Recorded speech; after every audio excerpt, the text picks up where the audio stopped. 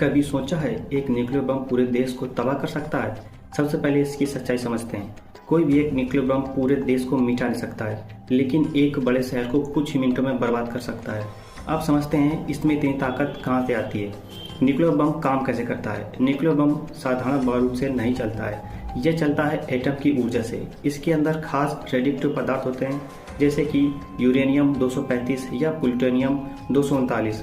जब बम एक्टिव होता है तो उसके अंदर लगे विस्फोटक इन पदार्थों को बहुत तेजी से कंप्रेस करते हैं। इसके बाद शुरू होती है एक खतरनाक प्रक्रिया जिसे न्यूक्लियर फिजन कहते हैं। इसमें भारी एटम अचानक टूट जाता है।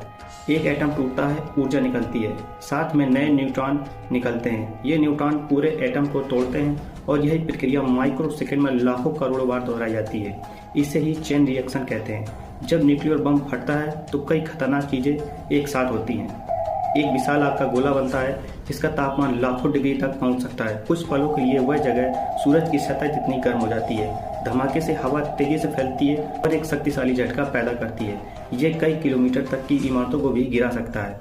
तेज गर्म रोशनी निकलती है जो दूर खड़े लोगों की त्वचा को भी गंभीर रूप से जला सकती है। गामा किरणें और न्यूट्रॉन शरीर के डीएनए तक को नुकसान पहुंचा सकते हैं।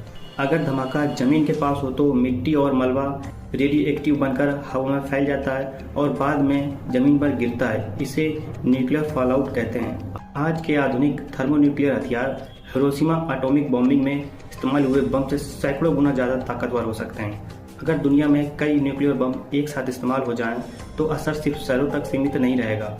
आसमान में धुआं भर सकता है, सूरज की रोशनी कम भी हो सकती है, खेती और खाने का संकट पैदा हो सकता है। न्यूक्लियर बम सिर्फ एक बड़ा धमाका ही नहीं, यह फिजिक्स की सबसे खतरनाक ताकत है जिसे इंसान ने खुद बनाया है। और असली डर सिर्फ विस्फोट ही नहीं है, बल्कि उससे होने वाली पर्यावरण और इंसानी तबाही है।